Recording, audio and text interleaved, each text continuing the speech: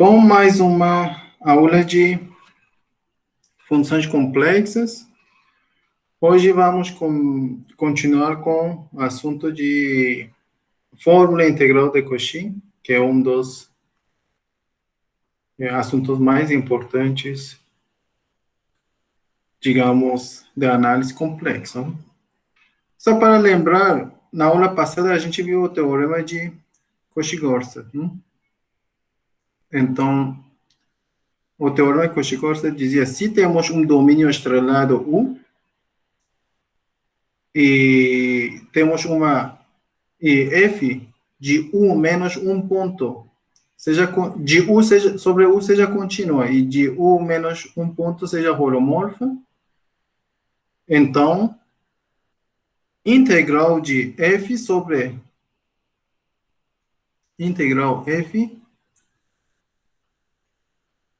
qualquer curva fechada vai ser zero. Então, hoje vamos usar esse teorema repetidamente. Então, lembrem desse fato. Vamos agora... na aula passada eu comecei a falar sobre o teorema de fórmula integral de Cauchy. Disse que a ideia é, se temos um domínio estrelado, digamos, um domínio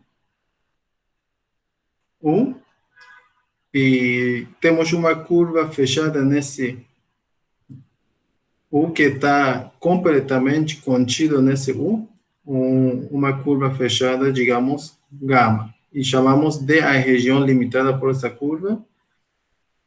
F em qualquer ponto, f em qualquer ponto z vai ser igual a essa integral, 1 sobre 2πi, f de w sobre w menos c. Então, na aula passada, eu considerei um domínio estrelado e considerei gama qualquer curva fechada. Só que com as ferramentas que temos até agora, não dá para demonstrar isso. Então, eu precisava construir mais ferramentas, enfim, desisti de falar nesse caso mais geral. Então, vamos ter uma versão um pouco mais fraca, mas que funciona para o que a gente vai precisar. Então, nessa versão mais fraca, eu vou considerar, outra vez, um domínio qualquer, um aberto qualquer, que f seja uma função holomorfa em U, e tal que para um ponto, e também vou considerar qualquer ponto Z0, e considerar um raio R0, tal que disco fechado no centrado em zero, da raio R0, fica completamente dentro desse aberto, o disco fechado. Esse aqui. E vou chamar gama a fronteira desse disco, ou seja, essa circunferência, que só vai dar uma volta, que é simples, e vai ser orientada no sentido anti-horário. Se temos essa condição, então, para qualquer ponto dentro desse disco aberto, qualquer ponto Z, que estou dizendo aqui, f sobre z vai depender só valores da função sobre gama, ou seja, f sobre z vai ser 1 sobre 2πi integral do fw sobre w menos z dw. Ou seja, aqui, valor da função dentro do disco depende só aos valores da função sobre fronteira desse disco, ok? E antes de demonstrar esse teorema, vamos precisar de um lema, mas antes de lema, outra vez vou repetir o exemplo que dei na aula passada também. A ideia é calcular essa integral, e elevado a z menos z sobre z menos d sobre gama, onde gama é essa circunferência de raio 3 centrado na origem. E como vocês podem ver, essa função, se eu chamo essa função e elevado a z menos z sobre z menos d, não é nem contínua no ponto 2, não? Portanto, não podemos aplicar o teorema de Cauchy-Gorset. Se fosse holomorfa aqui, em todo esse disco, a integral daria zero, mas no ponto 2 nem é holomorfa, nem é contínua. Então, em vez de trabalhar com S, vou trabalhar com a função g de z igual a e elevado a z menos zero, ou seja, só a numerador. Agora, essa função é uma função inteira, é holomorfa em todo C. Portanto, se olharmos a essa integral, seria que g de z sobre z menos 2, não? Parece a essa integral que temos aqui. Portanto, agora g é holomorfa em todo plano. Portanto, esse integral, usando fórmula integral de Cauchy, seria esse 2π vezes esse lado, que seria 2π vezes, só que aqui agora esse ponto é 2, g de 2, que enfim dá 2π é elevado é ao quadrado menos 2. Então, dessa forma, usando fórmula integral de Cauchy, a gente consegue calcular esse integral aqui. Agora, para demonstrar, vou enunciar um lema e depois vamos demonstrar fórmula integral Cauchy, ou seja, o teorema. Nesse lema, outra vez, vou supor um aberto e vou considerar um ponto W0, qualquer em U, ok? E vou supor que f de U menos W0 é uma função holomorfa, ok? Em W0 não sei o que acontece. A função pode ser contínua, pode ser não contínua, então W0 nem está parte do domínio da f, ok? Então só sei que f de U menos W0 é holomorfo. E vou considerar o ponto Z0, ok? Esse ponto laranja, Z0, em U, e vou escolher um R0, tal que disco fechado no centro de Z0, de raio R0, fica completamente dentro de U, ok? E vou chamar a fronteira dela no sentido anti-horário como gama. Agora, com essa condição, vou supor que W0 também pertence a esse disco, ok? Então, para qualquer raio R, tal que o disco com centro no W0 e de raio R fica dentro desse disco maior, então integral sobre a fronteira do disco maior vai ser igual a integral sobre a fronteira do disco menor, beta, que eu estou chamando beta isso. Da função f. Prestem atenção, a função não é holomorfa em W0. Não? Se fosse holomorfa em W0, seria mais simples. Por quê? Porque integral sobre... Se fosse holomorfa em todo esse disco, lado esquerdo, ou seja, sobre gama daria 0, sobre beta também daria 0, e então seria igual. Mas a gente não sabe o que acontece em W0, portanto, não é 0. Então, a ideia é não demonstrar... dá para garantir que é 0, né, Yuri? Como? Pode ser que seja 0, mas não dá para afirmar isso, né? Não dá para afirmar. Pode ser, sim. Não sabemos como que é em W0. Inclusive, pode ser holomorfo em W0, mas não sabemos. Portanto, essa é a parte 1. E a parte 2, que é integral sobre gama, 1 sobre W menos Z, vai ser igual a 2πi. Ok? Então, deixa eu ver. Acho que isso tem que ser W0. Ou não. Poderia ser 1 sobre W menos Z para qualquer Z dentro desse disco. Sim. Aqui, eu esqueci de escrever. Para qualquer Z em D de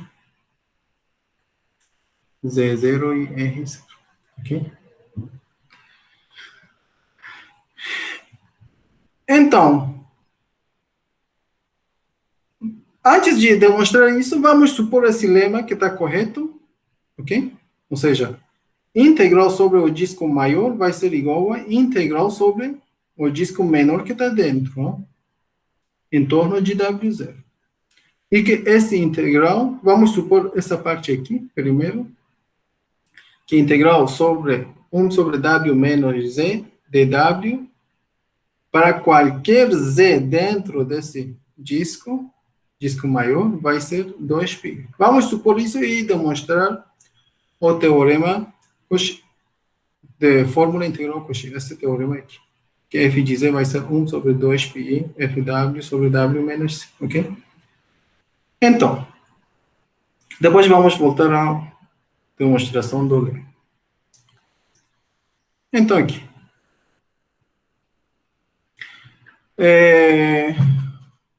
Só um momento, por favor.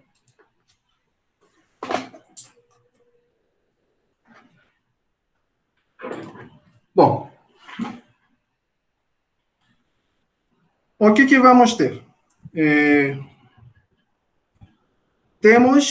Nós sabemos que o disco fechado, centrado no Z0 de raio R0, está completamente dentro de um.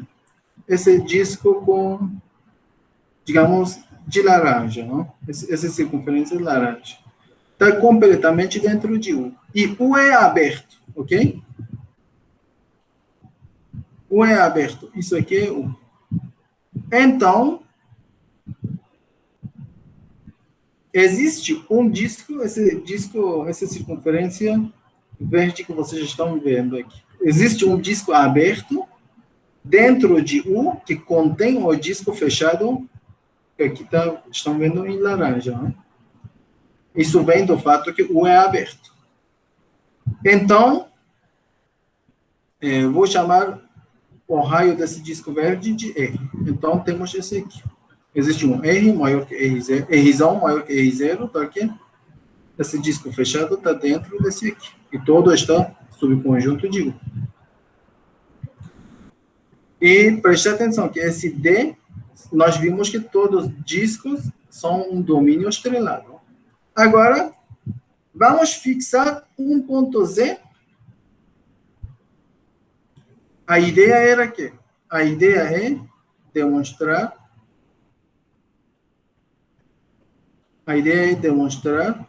que f de z é igual a 1 sobre 2πi f de w sobre w menos z de w sobre gama. Gama é essa curva laranja que vocês estão vendo aqui. Então, esse é nosso objetivo. Então, vamos fixar um ponto z. Isso vale para qualquer z dentro de disco Z0 e R0. Esse disco laranja. Com fronteira laranja, em qualquer ponto interior. Então, vamos fixar qualquer ponto Z. Z é arbitrário, esse ponto que estão vendo em azul. Então, vou definir a função G dessa forma. G de W igual a F de W menos F de Z sobre W menos Z. Se W pertence a U menos Z. Ou seja, estou tirando o ponto Z. Não? Se eu tiro o ponto Z aqui, então F é uma função holomorfa, W menos Z é uma função holomorfa em W, portanto, essa quociente vai ser holomorfa, ok? E no ponto Z, vou definir derivada do F em Z. Preste atenção, nós sabemos que F é uma função holomorfa, então derivada sempre existe. Então, como F é holomorfa em U, já vimos que G é holomorfa, e vamos agora ver se G é contínua no ponto Z. Limite do G no ponto Z vai ser o quê? Limite dessa quociente. Quando falamos de limite, nós olhamos para uma vizinhança, não no ponto. Então, na vizinhança, a regra do G é isso aqui. Portanto, seria f de w menos f de z sobre w menos z. E isso aqui não é nada mais que definição de derivada em z, da função f. E isso, pela definição do G, é G de z. Portanto, G é uma função contínua no ponto Z. G é holomorfo. G é contínua no ponto Z. E esse diz, e tudo está acontecendo, isso vale em U, mas em particular vale no disco verde também, que é um domínio estrelado. Hein? Portanto, pelo teorema Cauchy-Gorsan, integral do G sobre gama, sobre a curva laranja que está dentro do disco azul, do disco verde, vai ser igual a zero, ok? Isso quer dizer que nós sabemos que o ponto Z não pertence ao caminho gama. Então, integral do G sobre gama vai ser o quê? O que importa é valores da função G sobre gama. Mas sobre gama, não temos nada a ver com Z. Então, seria f de W menos f de Z sobre W menos Z, integral sobre caminho gama. Ok? Só que vamos separar isso. Isso seria integral de f de W sobre W menos Z dW menos, olha, integral de f de Z sobre W menos Z dW. Só que f de Z vai ser uma constante para essa integral. Então, pode sair. Seria dW sobre W menos Z sobre gama.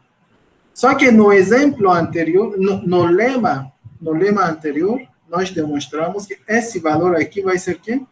Bom, ainda não demonstramos, mas a gente declarou que esse valor aqui vai ser quê? 2πi. Portanto, isso seria o quê? Menos f de z, 2πi, vai ser igual a zero. Portanto, f de z vai ser quê? Leva isso para o outro lado dessa igualdade. Seria menos isso. Menos com menos dá mais. Também temos um 2π aqui, então seria f de z seria 1 sobre 2π, integral de f de w sobre w menos z dw. Dessa forma, a gente termina a demonstração do fórmula integral de Cauchy. Agora, vamos voltar à demonstração do lema. Ok? Então, nesse lema, primeiro vamos demonstrar a parte 1. Olha, eu tenho o quê? Tenho o ponto Z0, em laranja, e uma circunferência centrada em Z0, que é a fronteira eu chamo curva gama, e depois vou escolher qualquer ponto, e tenho um ponto W0, que é esse preto, dentro desse disco laranja, ok? E vou considerar uma circunferência de raio Rzinho, que eu vou chamar de beta, ok? Então, a ideia é mostrar que integral sobre gama é igual a integral sobre beta. Eu vou considerar a reta L, qualquer reta que passa por ponto W0, ok? Essa reta, desde que W0 é um ponto interior dessa circunferência, desse disco verde, então essa reta vai interceptar a circunferência verde em dois pontos, W1 e W2, ok? Agora eu vou considerar esse segmento W1 e W2. E vou dividir esse segmento em dois segmentos, W1 até W0 e W0 até W2. Vou mostrar aqui, ok? Tem o disco verde, tem o segmento W1, W0, e na seguinte figura vamos ter W0 e W2. Vamos olhar para esse disco verde, tirando esse segmento W1, W0. Nós sabemos que o disco é um domínio estrelado. Se tirarmos esse segmento W1, W0, essa região ainda vai ser uma região estrelada, ou um domínio estrelado. Por quê? Qualquer ponto sobre segmento W0 e W2 vai ser um centro desse domínio estrelado. Então, um disco menos um segmento que passa pela fronteira sempre vai ser um domínio estrelado. Um segmento que liga a fronteira para um ponto interior vai ser um domínio estrelado. O mesmo acontece quando a gente tira esse segmento L2, de W0 até W2. Então, dessa forma, podemos ter dois domínios estrelados. Agora, o que eu vou fazer? Portanto, esse disco verde é um domínio estrelado. Disco verde menos segmento L1 é um domínio estrelado. Agora, vou considerar, olha, o que eu teve aqui? Aqui tenho um caminho laranja, que chamei gama, e um caminho preto, que chamei de beta. Agora, vou considerar outra reta L2, que está roxo aqui, que passa por ponto W0 é diferente que L, ó. Ou seja, uma reta distinta do L, que passa por ponto W0. Agora, essa reta, desde que W0 é um ponto interior do disco preto, do disco laranja, então W0, essa reta vai interceptar beta e gama, ou seja, a circunferência laranja e a circunferência preta em 2 pontos. Vai interceptar cada um em 2 pontos. Digamos, W0 e W4, a circunferência laranja, e em W5 e W6, a circunferência preta. Agora, olha, eu vou considerar o seguinte caminho.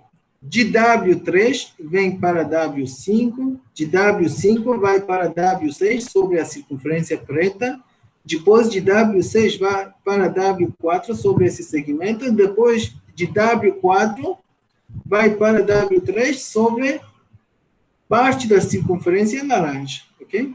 Ou seja, vou ter um caminho fechado. Esse preto aqui, ó.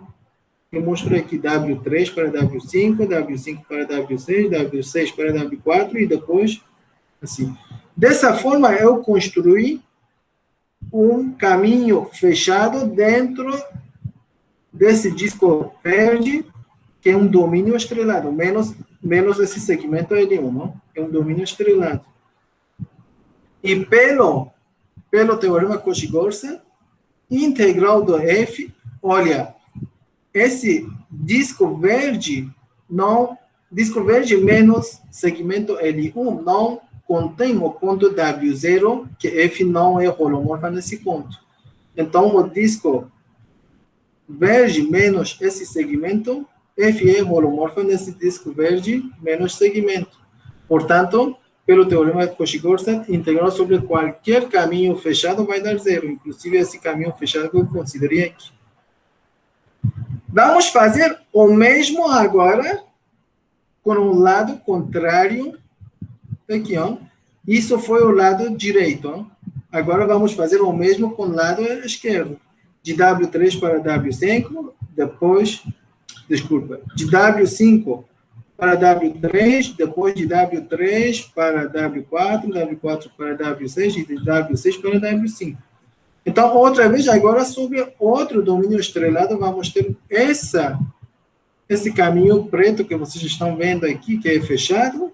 Outra vez, integral do F sobre isso também vai ser zero. Eu vou chamar esse aqui alfa 2 e vou chamar isso aqui de alfa 1. Portanto, tenho alfa 1 e alfa 2, ok? Olham aqui. Eu, em cada um desses alfa 1 e alfa 2, eu considerei beta.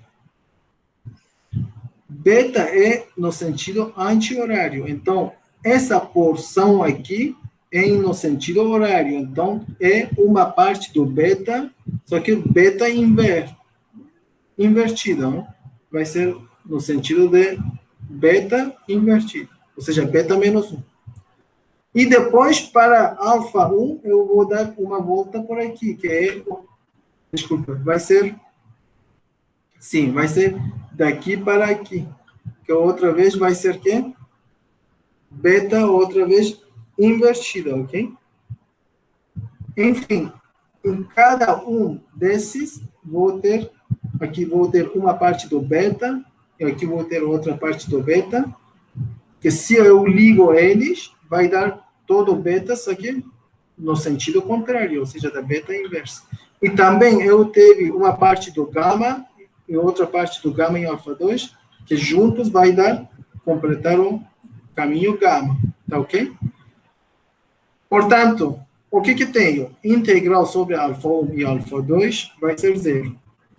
Portanto, soma deles também vai dar quê? Zero. Só que integral sobre alfa 1 vai ser quê? Presta atenção. Outra vez vou para figura. Ok. Uma vez temos de W3 para W5, depois temos de W5 para W3. Ou seja, temos o mesmo segmento duas vezes nos sentidos contrários. E a mesma coisa acontece com o W6 e W4. Aparece em cada um dos caminhos, só que no sentido contrário. Então, eles vão ser cancelados. Ou seja, integral sobre alfa 1 vai ser integral sobre o segmento W3, W5, depois beta 1 menos 1, depois sobre W6, W4 e depois sobre gama 1, uma parte do gama. E sobre alfa 2 também acontece, vamos dividir da mesma forma, dessa forma. Então, esses dois, que são a mesma coisa, no sentido contrário, vão ser cancelados. E isso com isso também, que são sobre o mesmo segmento, com sentidos contrários, vão ser cancelados. Então, vamos ter que isso mais isso, que daria integral sobre gama 1 mais 3 gama 2, isso mais isso, que daria beta 1 menos 1 asterisco beta 2 menos 1. Só que isso aqui da gama, isso aqui da beta, e esse menos 1 vai ser cancelado com esse menos que temos aqui, porque quando levamos para o outro lado da igualdade, aparece um negativo aqui. Portanto, integral sobre gama vai ser igual a integral sobre beta. Dessa forma, a primeira parte foi demonstrada. Para a demonstração da segunda parte, agora, preste atenção aqui, outra vez eu mudei um pouco a anotação, aqui W0 é um ponto qualquer em Z0 e R0, ok? Então, na segunda parte, a gente quer demonstrar que é o integral da 2π, integral dessa função. Olha, essa função, agora, usando a parte 1, na parte 2, eu vou definir f de z igual a 1 sobre z menos w0. Essa função f é holomorfa em todo o plano complexo, a menos no ponto W0. No ponto W0 nem é contínuo. Portanto, pelo teorema anterior, integral sobre gama vai ser igual a integral sobre beta, ok? Só que a integral sobre... Preste atenção. A gente tem W0 e beta é essa circunferência centrada em W0 e de raio R, ok? Então, a equação da beta é que R é elevado a I θ mais W0. Só que quando vocês calculam integral sobre beta, e que cada C vai ser substituído com beta. Isso vai ser o quê? Integral de 0 até 2π e R é elevado a I θ. Isso é o quê? Isso é a parte de D de Z, ok? A derivada vezes ela mesma. A derivada sobre beta menos W0. Só que W0, com W0 vai ser eliminado, então só vamos ter R elevado a Iθ. E daí vamos ter R com R elevado a Iθ com R elevado a Iθ, seria I integral de 0 até 2π dt, que daria 2π. Portanto, demonstramos integral de Z menos W0 sobre gama vai ser 2πi para qualquer W0 dentro do disco. Ok? Então, dessa forma, a gente demonstrou essa parte também. Portanto, demonstramos o lema, demonstramos o teorema de fórmula integral de Cauchy. Alguma dúvida até agora?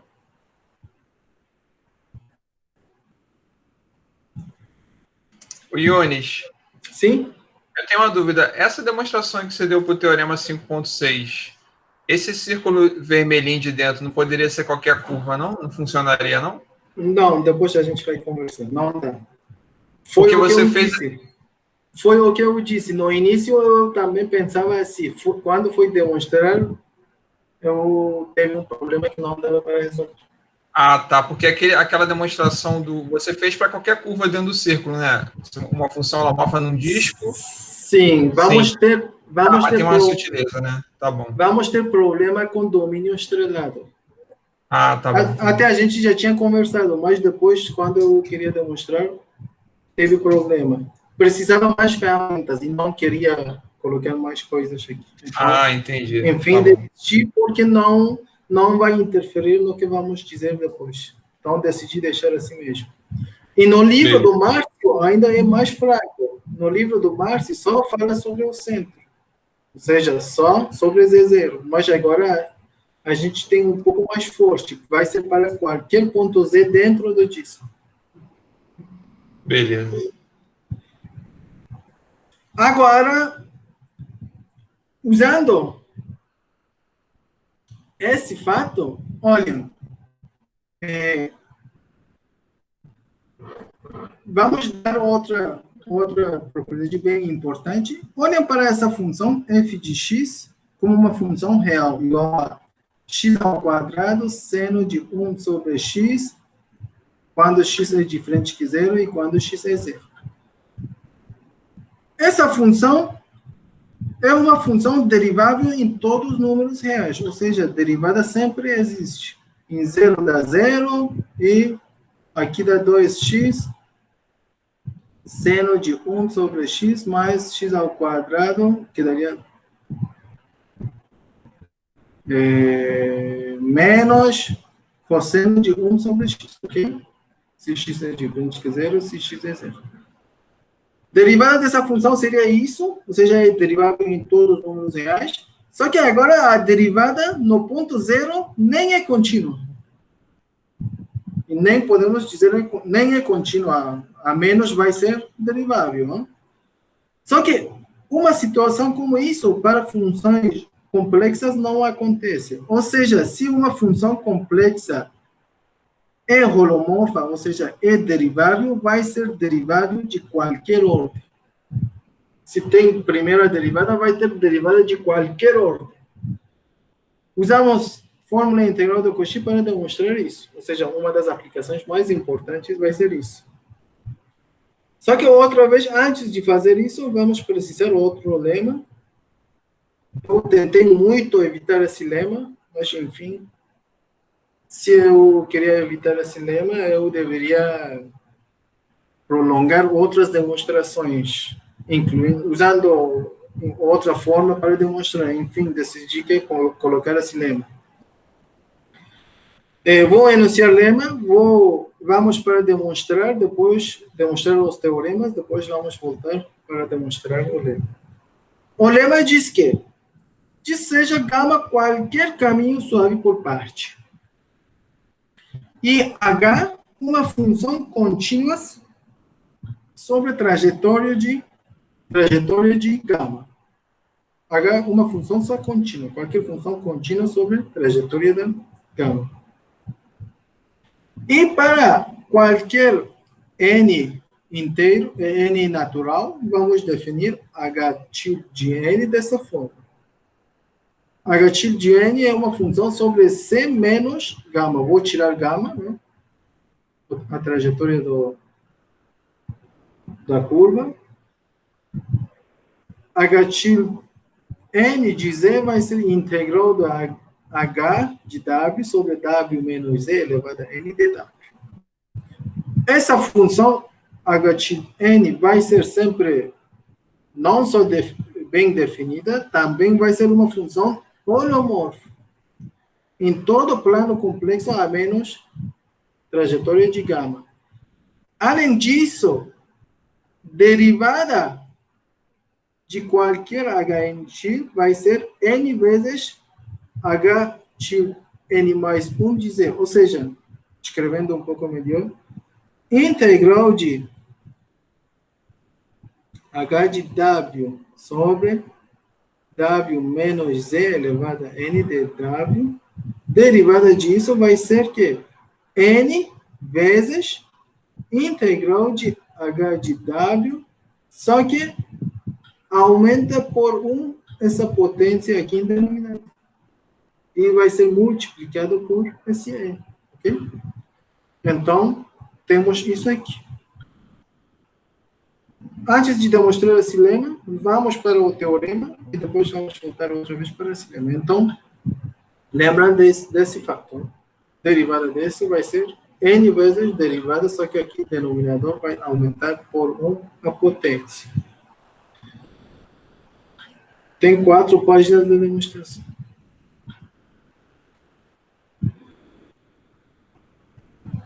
Então, aqui temos o teorema que eu estou falando. Seja U um aberto qualquer, F uma função holomorfa em U.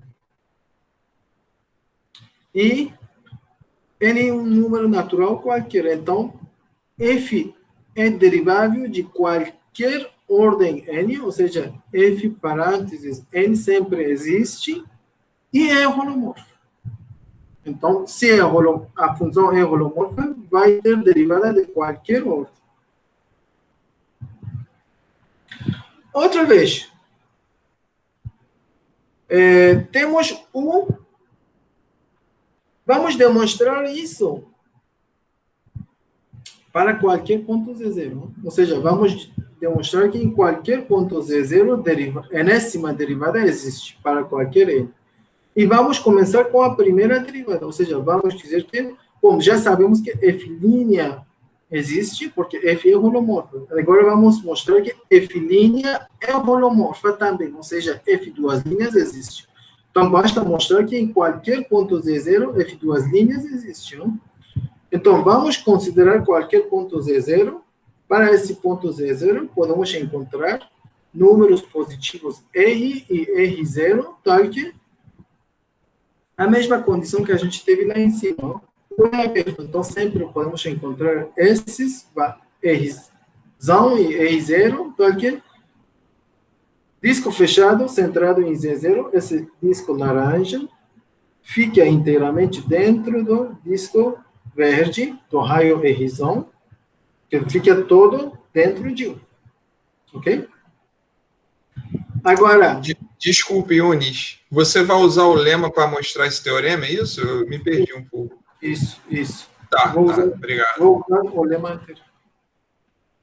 Então, F de Z, pelo teorema, pela fórmula integral do Cauchy, F de Z vai ser o quê? Vai ser 1 sobre 2πi, integral de F de W sobre W menos Z sobre gama dW, para qualquer Z dentro desse disco, no interior desse disco laranja. Quando eu digo disco laranja, quer dizer disco com fronteira laranja. Né? Agora, preste atenção, gama é fronteira dessa circunferência laranja orientada no sentido anti-horário. Agora, pelo lema anterior, F' de Z vai ser o quê? F' de Z vai ser derivada desse integral. Certo? Só que no lema anterior vimos, isso vai dar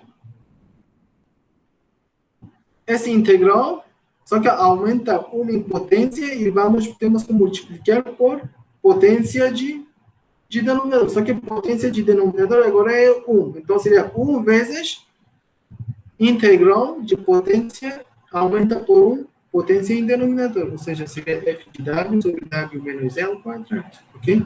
F' de Z. Para qualquer Z dentro desse disco. Ok?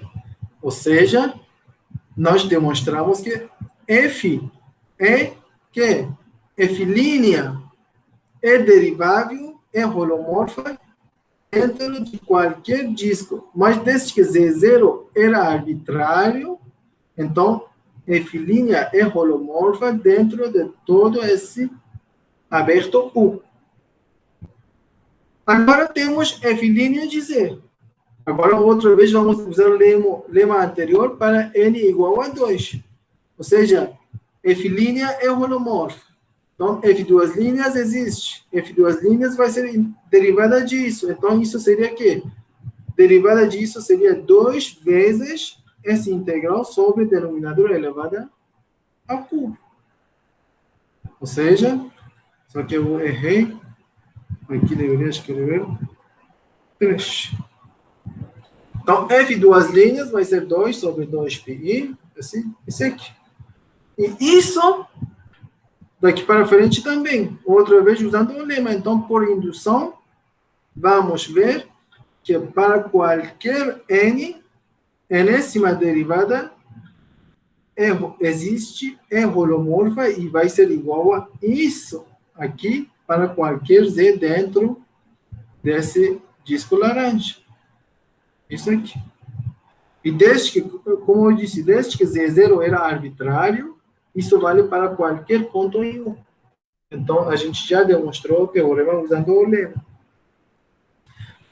Se vocês prestam atenção, nesse lema, a gente demonstrou mais do que derivada existe. A gente demonstrou que derivada não só existe, a gente encontrou o que vai ser a derivada. Derivada vai ser escrita dessa forma. Ou seja, a derivada também vai ter uma fórmula parecida à fórmula da função, fórmula integral de Cauchy. Só que aparece um n fatorial aqui e uma potência n mais 1 aqui. Ok? E, então, as derivadas da função também dependem dos valores da função sobre a fronteira da curva. Então, se nós temos valores da função sobre uma curva fechada simples, a gente consegue encontrar valores da função holomorfa e das derivadas dele. Então, nós demonstramos esse teorema também, que se chama fórmula integral de Cauchy para derivadas. É a versão local. Ou seja, sob todas as condições que a gente teve no teorema anterior, derivada em qualquer ponto vai ser que n fatorial sobre 2π e integral de f de w, w menos z elevado a n mais 1 dw. Aqui, para qualquer n, ó. Dessa forma, a gente demonstra fórmula integral de Cauchy para derivadas também. Antes de voltar para o lema, nem sei se hoje vou voltar para o lema. Demonstrar. O lema, talvez demonstre o lema em um vídeo separadamente e colocar para vocês. Não quero perder agora tempo com o lema, porque temos muito que falar. Então, vamos fazer isso. Eu vou explicar demonstração do lema num vídeo separadamente, ok? Então, vamos usar esse teorema para calcular certos integrais nesse exemplo.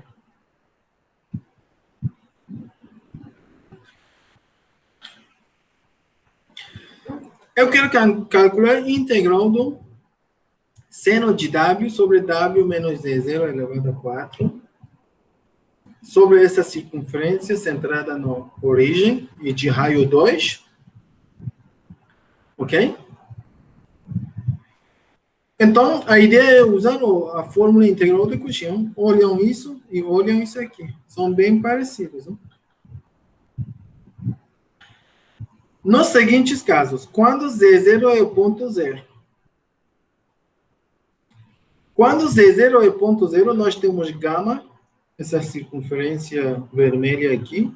Z0 está dentro desse gama, então satisfaz as condições do teorema. Porque seno de Z, sabemos, é uma função inteira, ok?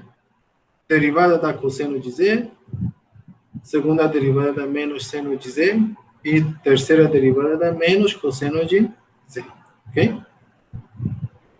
E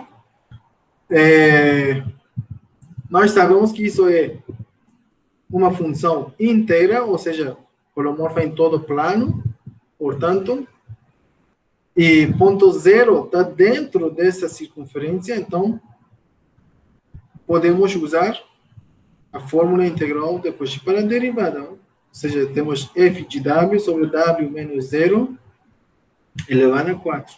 Isso não é nada mais que terceira derivada do f no ponto 0. Só que a gente aqui tem n fatorial sobre 2πi. Então, isso vai para o outro lado. Seria 2πi sobre 4 fatorial. Desculpa, aqui dá 3 fatorial. Ok? Que daria 6. Então, isso seria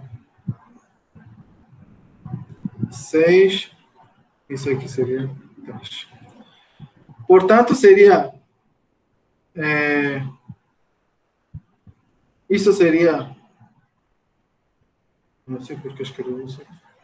Seria menos 2pi sobre 6 cosseno de zero. Cosseno de zero dá 1, então seria menos pi sobre 3. Quando z0 é 0. Agora vamos para z0 igual a π meio. Π meio vai cair em algum lugar aqui. Ó. Tá ok? Vou um pouco mais. Aqui, por exemplo.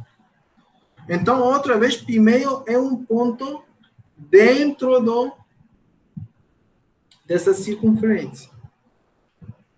E a gente não precisa que o ponto seja centro da circunferência. Se não me engano, no livro do Márcio, a versão que ele está dando, o ponto tem que ser no centro. Mas nessa versão que nós estamos dando aqui, o ponto não precisa que seja o centro da circunferência. Pode ser qualquer ponto.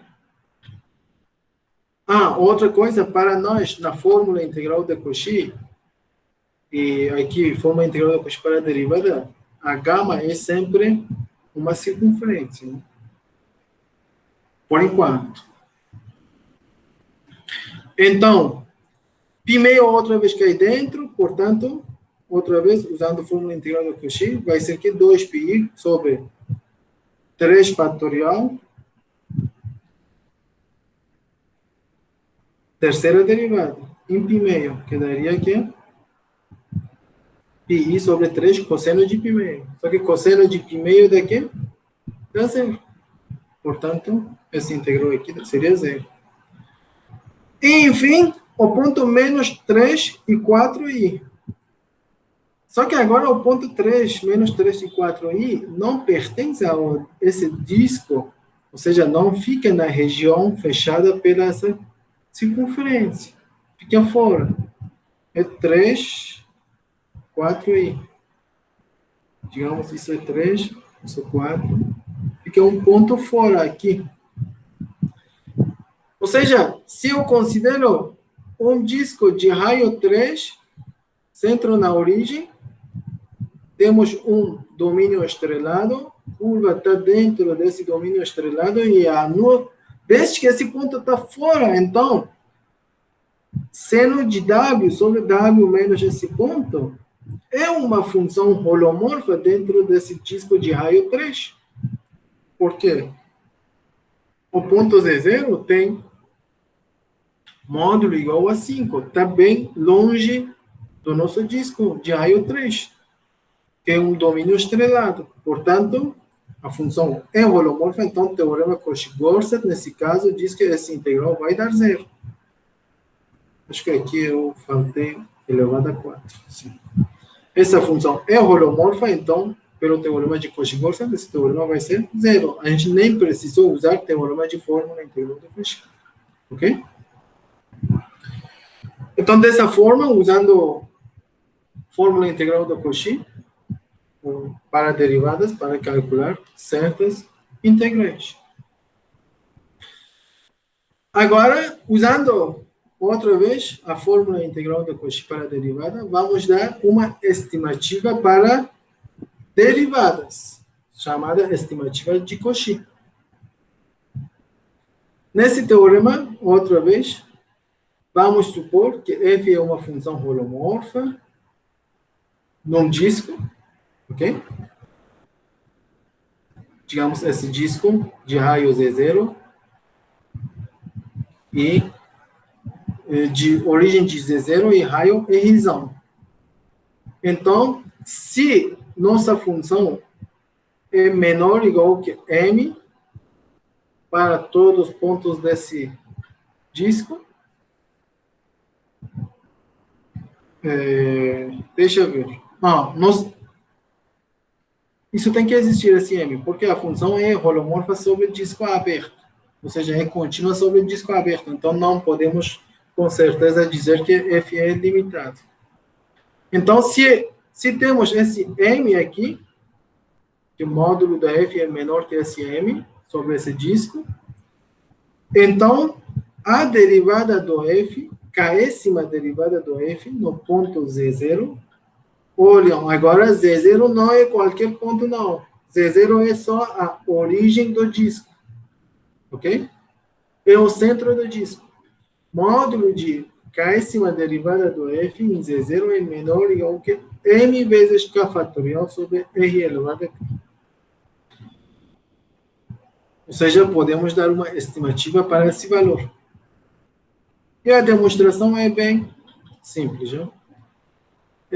Seja R, qualquer número menor que R, claro, um número positivo. Né?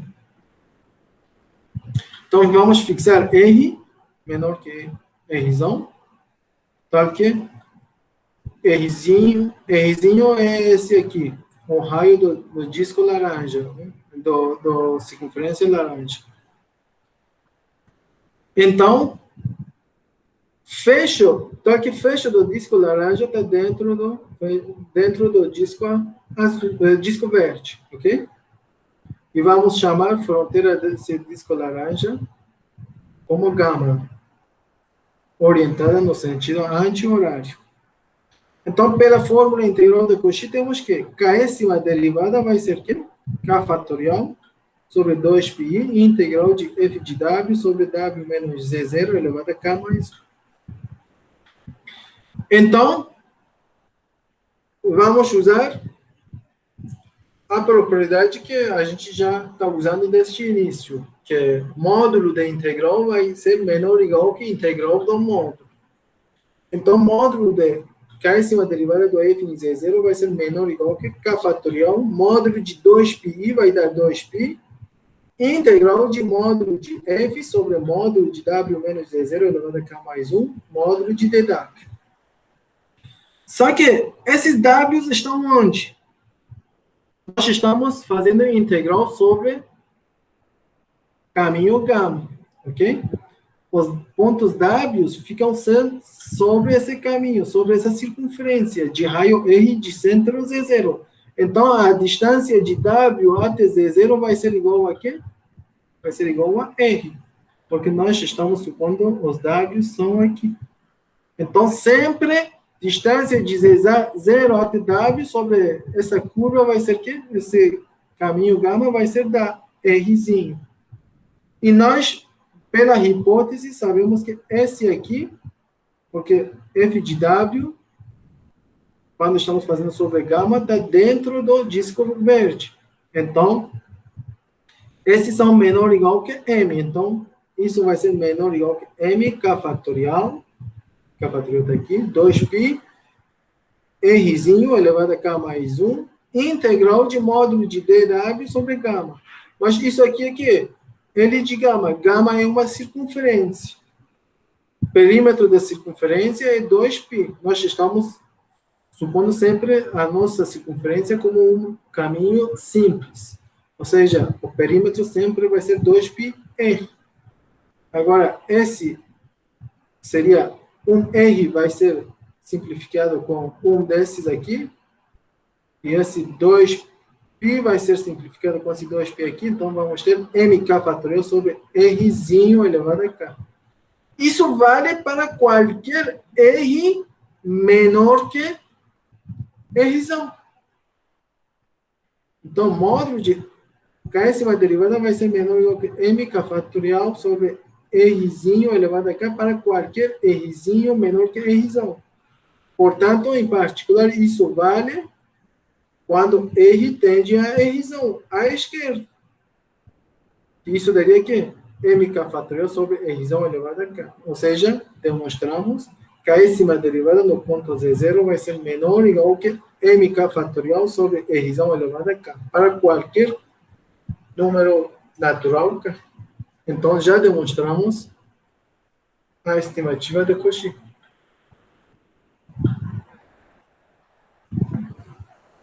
Alguma pergunta até agora?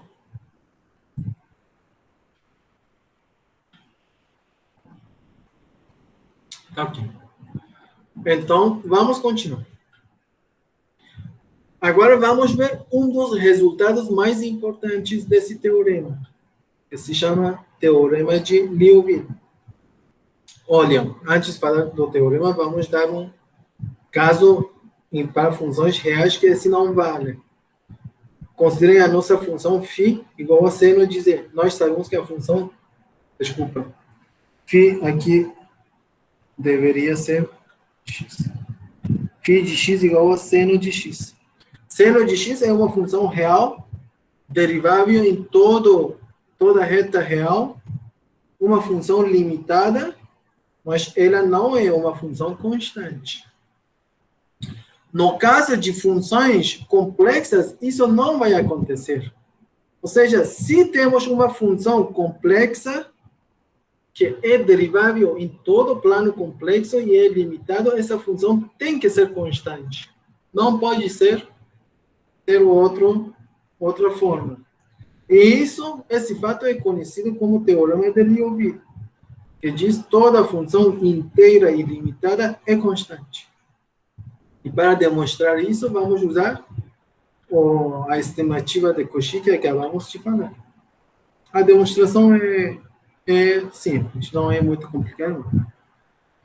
Então, vamos supor f uma função inteira e limitada. Isso quer dizer que? Quer dizer que f de C para C é holomorfa e existe um m, então que módulo de f. Módulo de f é menor ou igual que m para qualquer z. Agora vamos fixar um z0 qualquer, isso é um z0 arbitrário. Pela estimativa de Cauchy, se nós supomos k igual a 1, ou seja, consideramos a primeira derivada, desde que a nossa função é uma função inteira, holomorfa em todo C, então para qualquer raio R, ou seja, temos Z0 e podemos considerar qualquer disco que queremos, R1, R2, R3, qualquer que consideremos essas circunferências, a função vai ser holomorfa dentro do disco fechado por essas circunferências. Então, podemos usar teorema estimativa de Cauchy. Então, f' de Z0 vai ser menor ou igual que m 1 fatorial sobre R, para qualquer R. Não? Isso vai dar que m sobre R, para qualquer Z0 e também para qualquer R maior que 0. Portanto, módulo de f', desde que isso vale para qualquer R, nós podemos mandar R para infinito. Se R vai para infinito, esse limite vai dar quê? Vai dar 0. Portanto, o módulo de f' de Z0 vai ser menor ou igual que 0. Isso sempre é maior ou igual que 0. Né? Então, só tem que ser 0. Se módulo de um número complexo é 0, o número complexo tem que ser 0. Então, f' de Z0 é 0 para qualquer Z0. Ou seja, f' de Z0 é 0 para qualquer Z0. Isso implica que nós temos C. O C é um domínio, o plano complexo é um domínio, é conexo. Então, f tem que ser uma função constante no plano complexo. Ok? Porque derivada é 0. Derivada é 0, a gente já tinha visto isso antes. Se a derivada é 0 sobre um domínio, a função tem que ser constante sobre o domínio. Ok? Então, agora, usando esse fato, vamos usar um dos teoremas fundamentais da matemática. Olha, nós temos teorema fundamental de cálculo, temos teorema fundamental de álgebra, agora aqui. Os dois envolvem com integrais, de certa forma. Ou soluções de equações. Em um lugar, em teorema fundamental de cálculo, estamos falando sobre equações diferenciais, mas aqui, teorema fundamental da álgebra, estamos falando sobre equações algébricas, de certa forma. O que diz teorema fundamental da álgebra? Diz que qualquer função polinomial tem que ter uma raiz complexa. Qualquer função polinomial.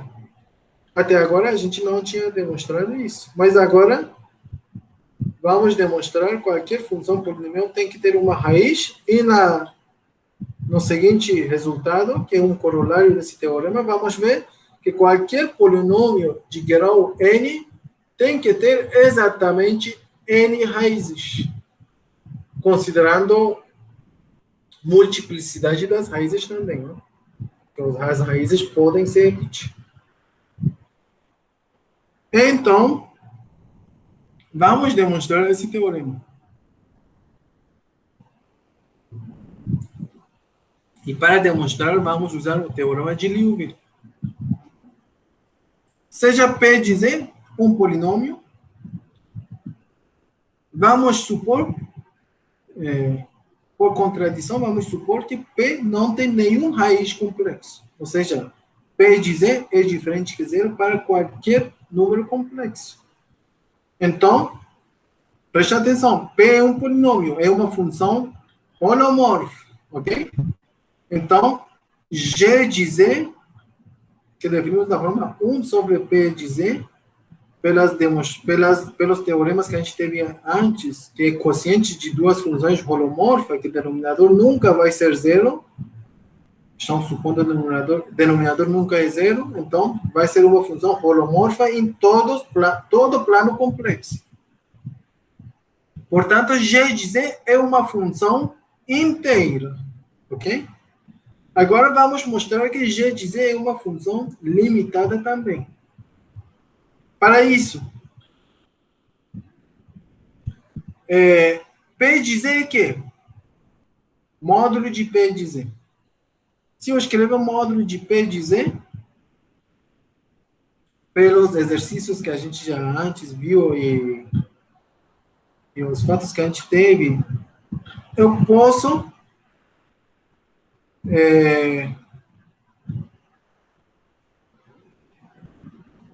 deixa eu ver.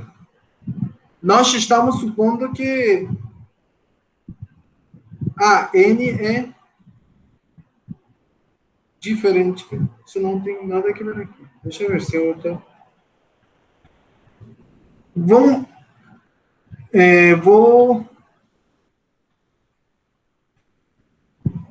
Se Z é zero, vai dar o quê? P de zero vai dar a zero, certo? Então, vou supor que Z é diferente que zero, então posso... Se Z é diferente que zero, aqui acho que eu escrevi. Isso deveria ser. Se Z é diferente que zero, então vou fatorizar módulo de Zn, e usando as propriedades que a gente teve, módulo de P de Z vai ser maior ou igual que o módulo de Z elevado a N, a N menos a zero sobre módulo de Z elevado a N, e o resto todo, né? Agora, limite desse lado direito vai ser o quê? Quando o módulo de Z vai para infinito, isso vai dar zero, isso vai dar zero, isso vai dar zero. E desde que nós, sim, estamos aqui supondo a N diferente que zero. É de grau N. Então, também aqui, não só Z0 é diferente que N, a N também é diferente que zero. Portanto, isso vai dar infinito, porque seria módulo de Zn vezes N módulo AN. Esses todos vão dar zero quando o módulo de Zn vai para infinito, porque vai ser constante sobre infinito. Então, isso vai dar quê? Limite de módulo de Z, quando o módulo de Z vai para infinito, dá zero. Ou seja, o que está acontecendo? Quando estamos saindo de um raio para frente, digamos R, desse raio para frente, aqui, o módulo de Z tende ao zero. Então, módulo de G de Z tem que ser menor que 1. Para número 1, temos que encontrar um raio R, para que desse raio para frente, ou seja, fora desse disco, módulo de G de Z tem que ser menor que 1. Para 1, temos que encontrar isso aqui. Por quê? Porque esse limite vai dar zero, quando o módulo de z vai para infinito. Então, pela definição desse limite, isso tem que acontecer. Então, para z fora desse disco fechado, módulo de g de z é menor que 1. Só que nossa função g é uma função contínua. Holomorfa, em particular, vai ser contínua sobre esse disco fechado. Disco fechado, módulo de g é uma função contínua, então vai assumir seu valor máximo. Então, existe um m0 maior que zero, tal que módulo de g vai ser menor ou igual que m0 dentro desse disco fechado. Agora eu vou chamar m máximo de 1 e m0. Se chamo defino m dessa forma, fora do disco é menor que 1. Dentro do disco fechado vai ser menor que m0. Então, o módulo de g vai ser menor ou igual que m para qualquer número complexo.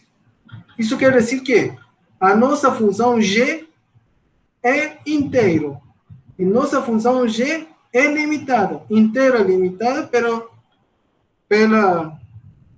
teorema de Liouville, tem que ser constante. Se g é uma função constante, o que vai acontecer? G é constante, então P tem que ser constante. Mas P é quê? P é um polinômio. Polinômio nunca é constante, é de um polinômio de grau maior que 1. Maior ou igual que 1. Nunca é constante. Portanto, aqui temos uma contradição. Então, a nossa hipótese que P não tem nenhuma raiz não pode ser uma hipótese correta. Então, isso é falso. Ou seja, tem que existir um complexo Z para que P de Z seja zero. Então, qualquer função complexa, qualquer polinômio no plano complexo vai ter pelo menos uma raiz complexa. Certo? E no corolário, vamos demonstrar ainda mais. Vamos demonstrar que qualquer polinômio de grau n maior ou igual que 1 vai assumir exatamente n raízes no plano complexo. E vamos demonstrar isso usando indução. Então, como indução... Pode até falar mais, desculpa, Ione, pode até falar mais, esse C aí é o AN, né? Esse C aqui é uma constante. Né? É o AN. Sim, exatamente é AN. É isso. Então, sim, isso é AN.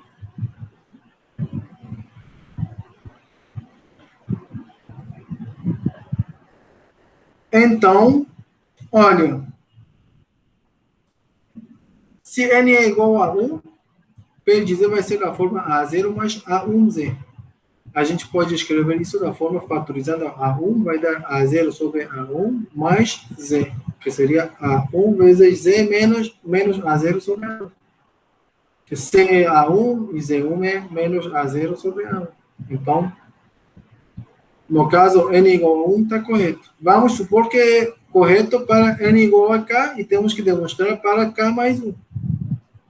No caso de k mais 1, seja P de Z igual a dessa forma. Que AK mais 1 é diferente que zero. Pelo teorema fundamental, isso tem que ter uma raiz.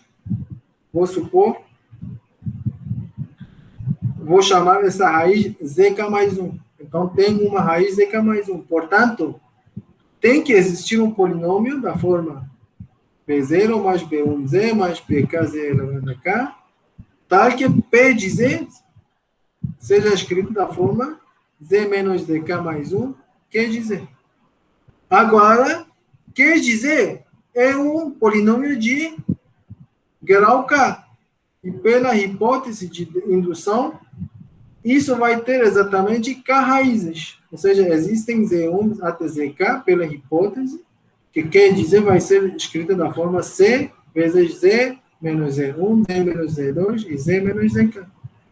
Portanto, P de Z vai ser igual aqui agora, Z menos ZK mais 1 vezes QZ, ou seja, C vezes Z menos Z1, Z menos Z2, até Z menos ZK mais 1. Então, demonstramos que tem exatamente K mais 1 raízes e isso completa a demonstração.